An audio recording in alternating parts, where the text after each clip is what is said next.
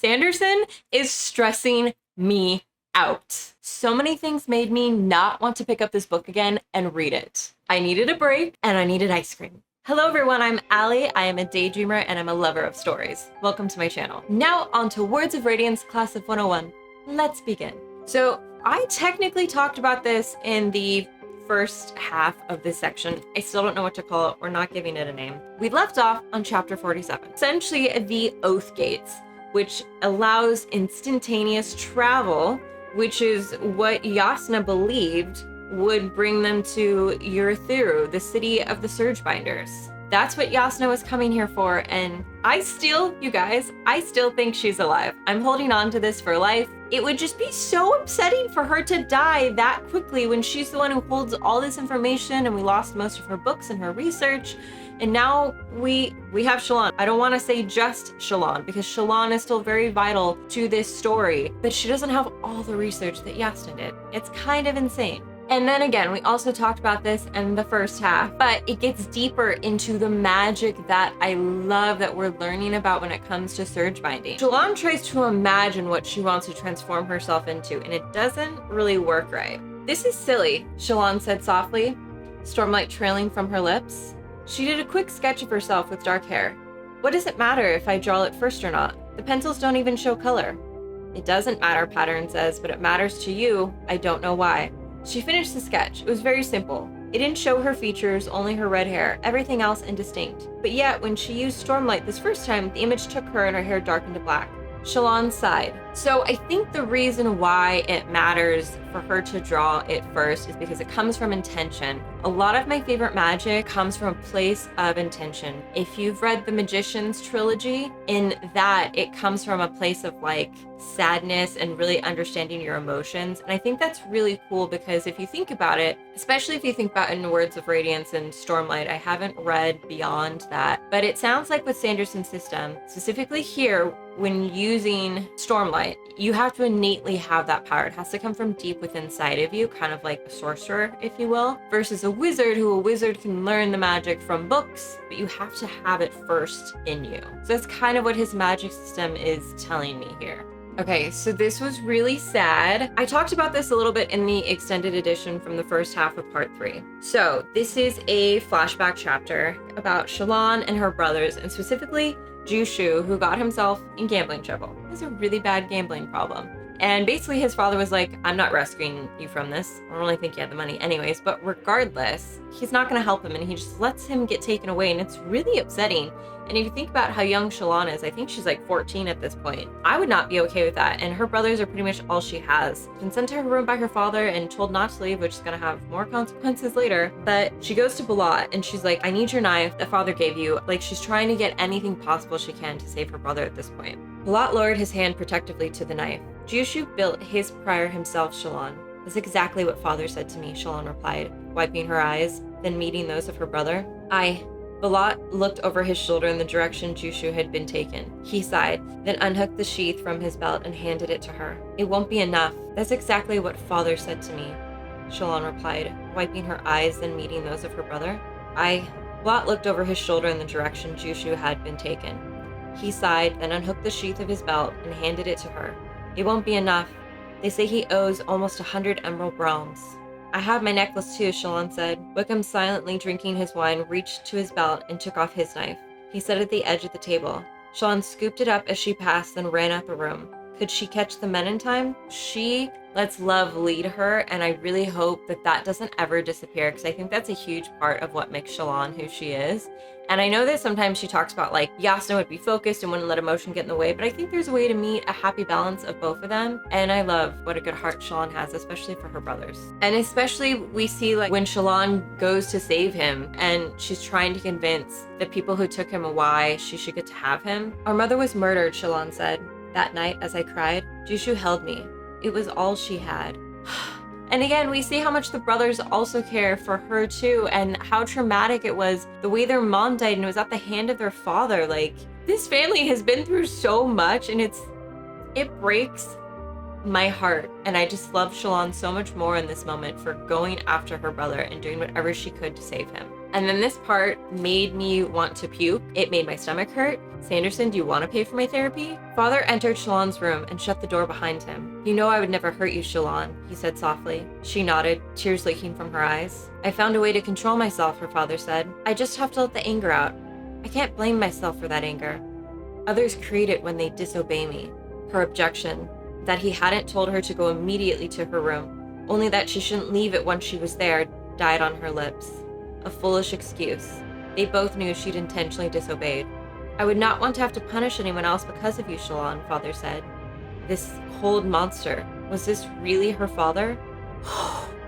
The fact that, like, he blames other people for his behavior, but I love that Shallan knows it's not okay. Obviously, in the rest of the moment, she obeys him because it's probably just easier than trying to face him. But that line of, this cold monster, was this really her father? Ugh. He is awful and a monster, and I'm so happy that Shallan ends him. And it's crazy that we find out that first in the first book, and now in Words of Radiance, we're kind of finding out everything that led up to that point. I really like that Sanderson did it that way because, like, I believed there had to be a good reason of why Shallan would do such a horrific thing. And my goodness, did she. He is a monster. And the romance. Oh, the romance is happening.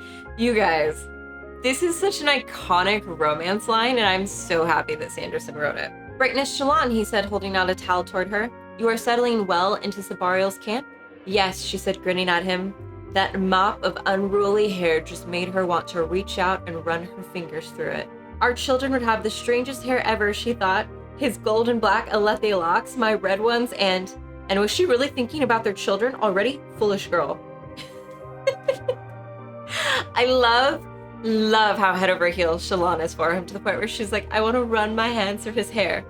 Sanderson, I think that is the most romantic thing you've ever written. I thought Dalinar and Navani had this really sweet thing going on, but like, you are really serving the romance with these two, and I'm here for it. This is another beautiful moment. So this is their date that they're essentially having, where it's like cool to watch like a high storm right before it happens, which is kind of terrifying and a really weird trend. But I love how like Shallan just like completely falls apart in this moment, which I talked about at the end of part 3. Like, this chapter is literally what solidifies me for why I fell in love with Sanderson's writing. Like, it is pure freaking gold, let me tell you. It's the new fad, Adeline said. Apparently we're supposed to sit here until the storm is almost upon us, then run into the other room and take shelter. I've wanted to come here for weeks now, and only just managed to convince my minders that I'd be safe here. He said that last part somewhat bitterly. We can go move into the safe room now if you want. No, Shallan said, forcing herself to pry her fingers from the edge. I'm fine. You look pale. It's natural. Because you're faded? Because I'm always at the edge of panic these days. Oh, is that your wine? Poised, she reminded herself yet again. She pointedly did not look eastward. Literally, she's like, I'm fine. You look pale. It's natural. Because you're faded? No, because I'm at the edge of panic these days. Like, and then she tells herself, be poised. Shallan, be poised. It is such good writing. Like, that is like comedy at its peak. Sanderson, I didn't know you could write this stuff. Not that I didn't think you could or couldn't. I didn't know till I experienced it. There are just tabs all over the chapter. This is when I started cackling and I couldn't contain myself any longer. What if you needed to poop? She asked instead. Well, I put my back to the chasm and laid about me with my sword, intending to... Wait, what did you say? Poop, Shallan said. You're out there on the battlefield encased in metal like a crab in its shell. What do you do if nature calls? Adeline frowned at her. That's not something any woman has ever asked me before. Yay for originality. You know, I would be curious too, because if you think about it, like, obviously if you go camping and it's very intense camping and you're out in the middle of nature with no bathrooms, usually it's a hole in the ground, right? But what if you're like in armor, mid-battle? What do? I'm not to go into the graphics, you guys. You read the chapter. It's disgustingly hysterical. And then he asks if she wants to know about chafing. Okay, I know we opened up this door of things to talk about Adeline, but let's calm down. I love that the nerd in her immediately gets distracted and has to start talking about the chrysalis. But again, like I said, but she literally says, Adeline bellowed out a laugh, and for the first time it seemed like something genuine, an emotion from him.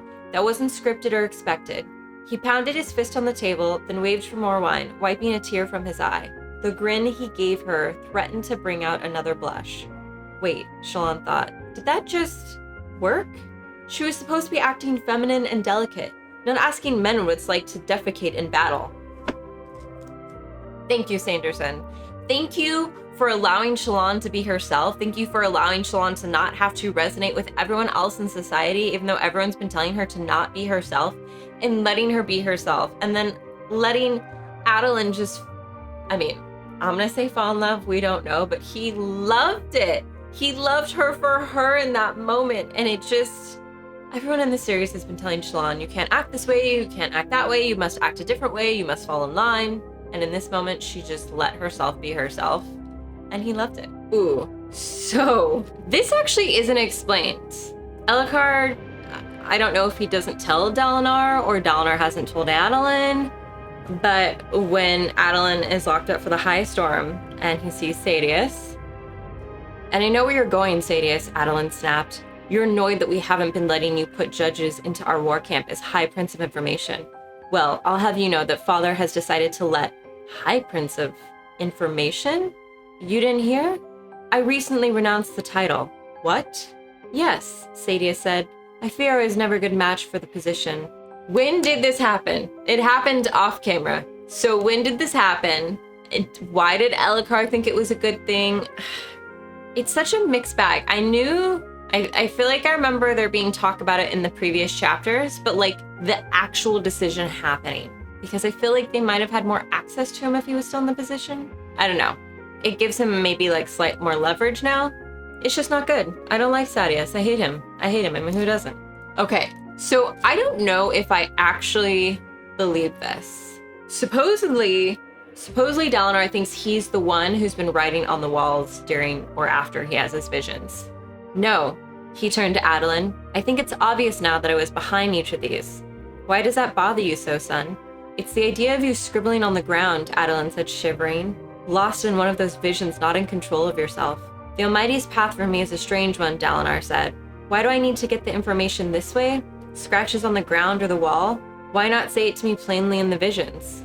It's a foretelling, you realize, Adeline said softly. Seeing the future? A thing of the Voidbringers? Yes. Dalinar narrowed his eyes. Seek the center. What do you think, Navati? The center of the plains? What truths hide there? What truths hide there? Well, let me tell you. Shall we go back to what I talked about at the beginning of 47? Where is it? This is what I think is at the center of the plains, Navani. Oath gates. Instantaneous travel to the city of Yurthiru. That's what I think. But what do I know? I am just a commoner reading the Sanderson series of Stormlight Archives.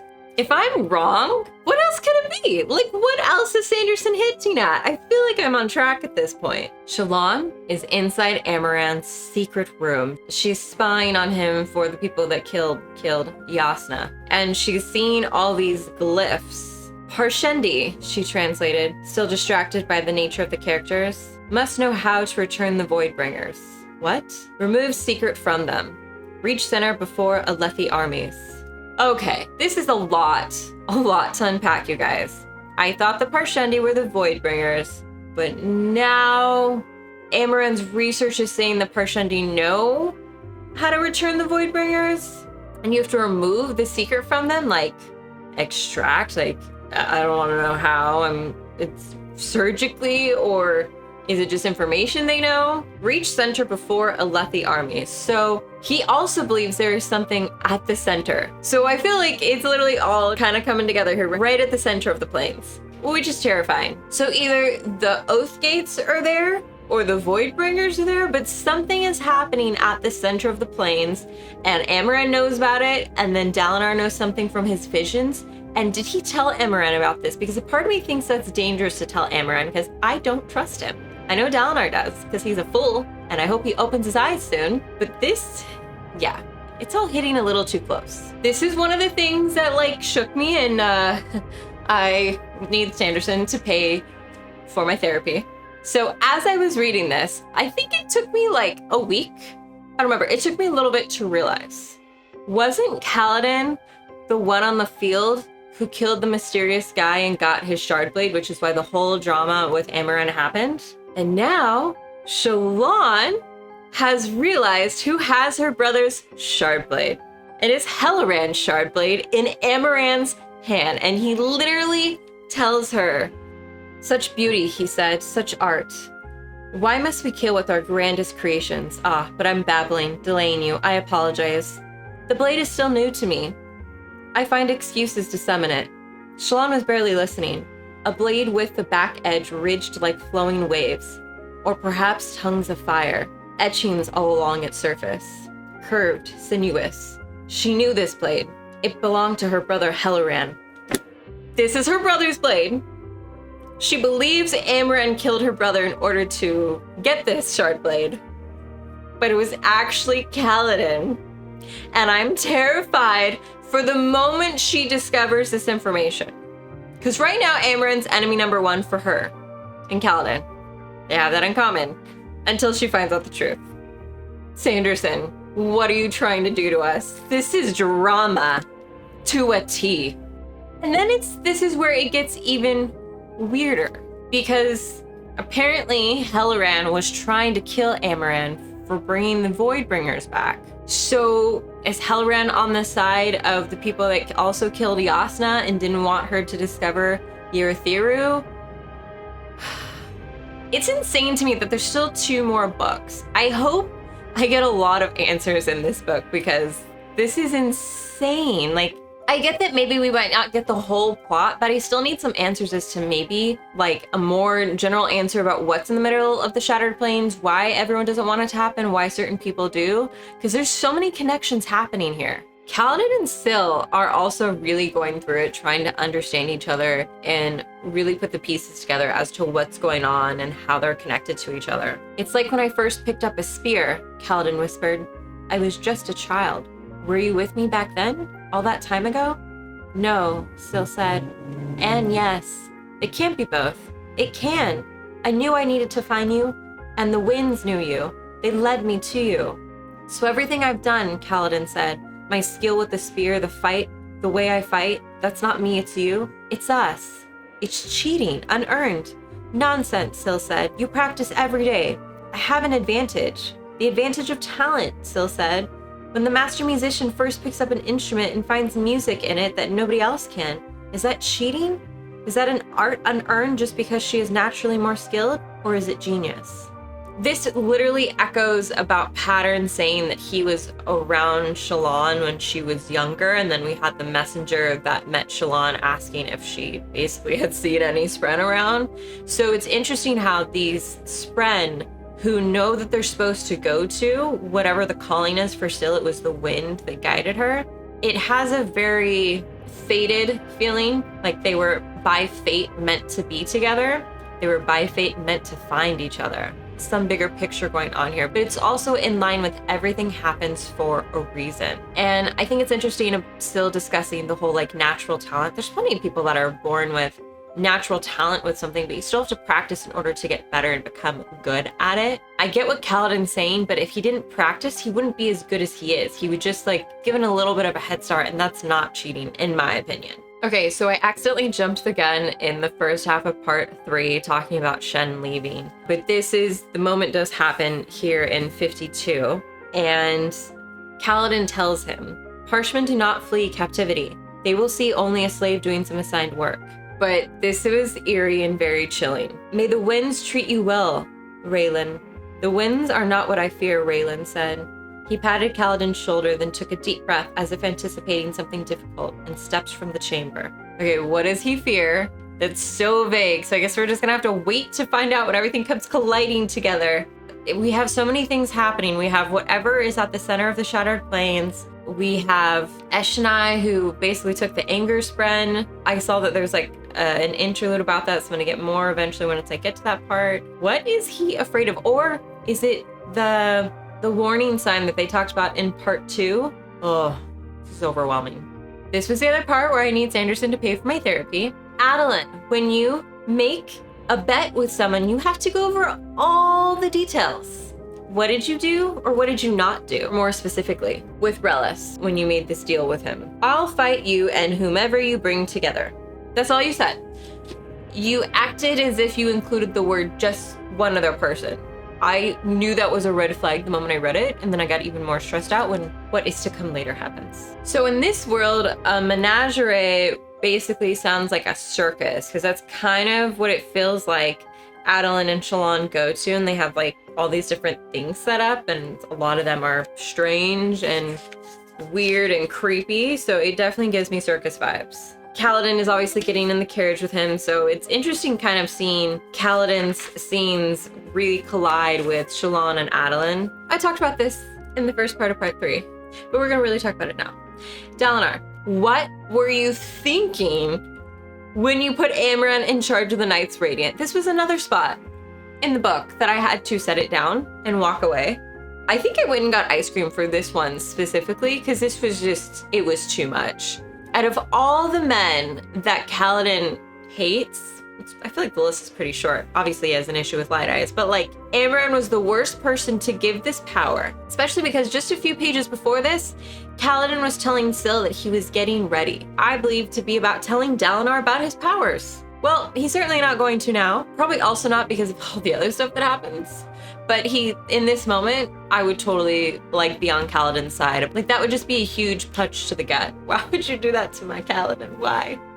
The next stressor that then happened. Adeline, baby boy, you forgot your mother's chain. We have a ritual. You eat your specific food, you put on your mother's chain. It's really not that hard to follow these rules. I think that if he hadn't gotten help, which I will get to, it could have went bad the way it went bad. It was probably gonna go bad either way, but in that moment as I was reading it, bad signs, bad feelings all around. Why did he forget the chain? Why? And then my worst fear came true. Not one other person for Relis on the battlefield. We had 4 people total on the battlefield. That's just absolute suicide. I think I was still eating my ice cream at this point, and I'm really glad that I had it, because I was like, this is gonna be bad. What are we gonna do to Adeline? I'm not okay right now. What is happening? And then I won't save this quote for the favorite sections quote, because I know you're all dying to hear it. What happened to us? And Dalinar asked. Where is our honor? Honor is dead, a voice whispered from beside him. Dalinar turned and looked at Captain Kaladin. He hadn't noticed the bridgeman walking down the steps behind him. Kaladin took a deep breath, then looked at Dalinar. But I'll see what I can do. If this goes poorly, take care of my men. Ugh. And does it? It doesn't go poorly. Well, we're gonna fight. We all know, but we're gonna keep going. Even though this face is not okay. Reliving this is hard. And at some point in this duel, which duel is 2, so I don't know what this is called anymore, but Adeline tries to surrender, and either the judge refuses to see him, or they're all pounding down on him so hard that she can't see them. But I do think that she was paid off, like they're all suggesting, and I actually do think she saw him, and I think she actually chose to ignore him. People are shady. Especially in politics, especially whoever they're afraid of, whatever one leg up they're trying to get. And I know that Sadeas is like scary, but like, how dare she? And she tried to, like, I think at some point she says like, this is her kingdom, this is where she gets to be a high prince. But like, maybe you should act like, well, I guess she is acting like him. Multiple things happen at this point. Okay, we have to talk about this. Kaladin grabs Relis's shard blade at one point. Catching the blade, screaming. Why could he hear screaming inside of his head? Was that Syl's voice? It reverberated through Kaladin. That horrible, awful screech shook him, made his muscles tremble. He released the shard blade with a gasp, falling backwards. Relis dropped the blade as if bitten. He backed away, raising his hands to his head. What is that? What is that? No, I didn't kill you! He shrieked as if in great pain, then ran across the sands and pulled open the door to the preparation room, fleeing inside. Kaladin heard his screams echoing inside the hallways, there long after the man had vanished. The arena grew still. So not only did Kaladin hear the screams when he was specifically holding the shard blade, but so did Relis. And he said something like, I didn't kill her. I wonder if because Kaladin has these powers and he's connected to a spren, and we know that the Knights Radiant eventually turned on their spren and killed them. I don't know if it was with the shard blades, but like, what if they were hearing something from the past? And like being accused of killing a spren? that moment was really horrifying and still gives me chills. I know we're gonna return to it. I just would like to return to it sooner than later because what is that? What does it mean? Okay, we have now finished the end of the duel-ish. Thank goodness Kaladin got in there to help. He also protected Renarin because bless Renarin for going in to protect his brother. I thought that was probably one of the most sweetest, wonderful, idiotic things that Renarin has done. I love him for it, but it's idiotic and it was not smart. They now have an opportunity to fight Sadeas, at least Adolin does, which is a huge reason why he did this in the first place. So that way he could call for a boon. Kaladin doesn't understand the rules. So after Adolin says he would like to boon with Sadeas, what does Kaladin do?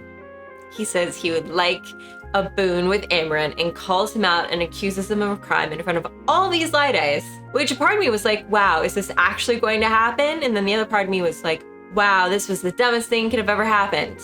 Arrest him, the king bellowed over the din. Perfect, Kaladin grinned until he noticed the soldiers were coming for him and not Amaran. I am so mad at Kaladin. Like, Syl literally told him, stop letting Amaran affect you. Stop it. Stop. And did he listen? No. He continued to let his anger control him. And well, we're gonna see where it puts him. Elhokar is right. He wiggled out of our noose, Elhokar said, throwing up his hands. We needed that moment in the arena to pin him down, to shame him into a fight. You stole that moment, Bridgman. He did. I will admit that. It is really problematic. And there are a lot of bigger things at stake here. And again, this goes back to the whole thing of like Syl being like, can you please trust Dalinar? Can you please believe he's honorable? And can you stop letting Amaran control your feelings? Bad things are gonna happen.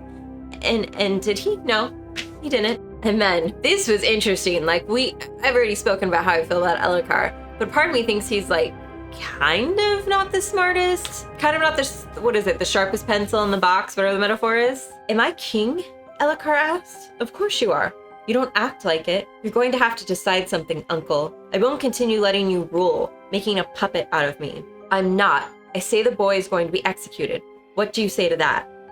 I'd say that in attempting such a thing, you'd make an enemy of me, Elhokar. Dalinar grew tense. Just try to execute me, Kaladin thought. Just try. The two stared at each other for a long period. Finally, Elhokar turned away. Prison? How long? Dalinar said. Until I say he's done, the king said, waving a hand and stalking towards the exit.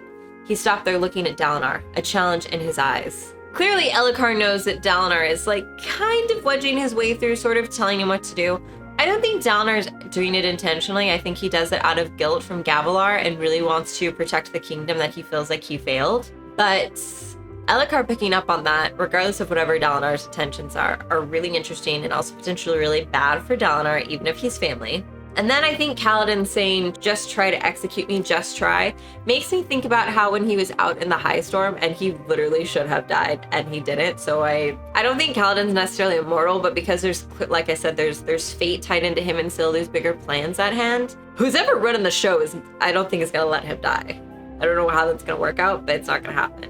But they essentially agreed that he's going to stay in prison until Elhokar figures this out. Woo! And then Dalinar, he went off on Kaladin. He went off. Have you not felt what is coming? Have you not seen how this kingdom squabbles? We don't have time for this. We don't have time for games. Stop being a child and start being a soldier. You'll go to prison and you'll go happily. That's an order. Do you listen to orders anymore? Soldier. Syl literally called out Kaladin saying he's not acting like he used to be. He's not acting like a protector. She didn't necessarily use the word soldier, but basically he's not who he was before. And then now Dalinar is saying you need to start being one. Woo! Okay, so we're now coming to the end of part 3. Sadeas has assassins that are being hired by his wife? What is he doing? Who are these assassins? I'm nervous. Who are they gonna come for? That's not okay. I already hate Sadeas, now I hate him even more. And this is the quote that gave me utter chills for this whole section. This, Kaladin said, looking at her, is what comes of trusting Light Eyes. Never again, Syl. Kaladin, he closed his eyes, turning and lying down on the cold stone bench. He was in a cage again. I had to stop myself. That made me really emotional. He's not been in a cage since Way of Kings. Why would you do this, Sanderson? Why would you do this? He's been through so much, and at the end, it's such good writing. At the end of Way of Kings, he was released. He was free. Dalinar had saved them. It's okay. It's at the hand of Light Eyes each time because they are in power in society. But like, did Kaladin do it to himself a second time? I mean, it sucks because like the whole Amaranth thing is messed up, and that was kind of like his force of hand. God, Amaranth is such a problem. It's like Syl knew this was coming. All right, we're gonna head into the extended edition. We're gonna talk about some more Words of Radiance from this section. Yes, I have more on my notes to cover. So I will see you over there if you'd like to join. It's the first link in the description down below. Join at the Storytellers tier for $5. Thank you so much for watching. I hope you enjoyed this video.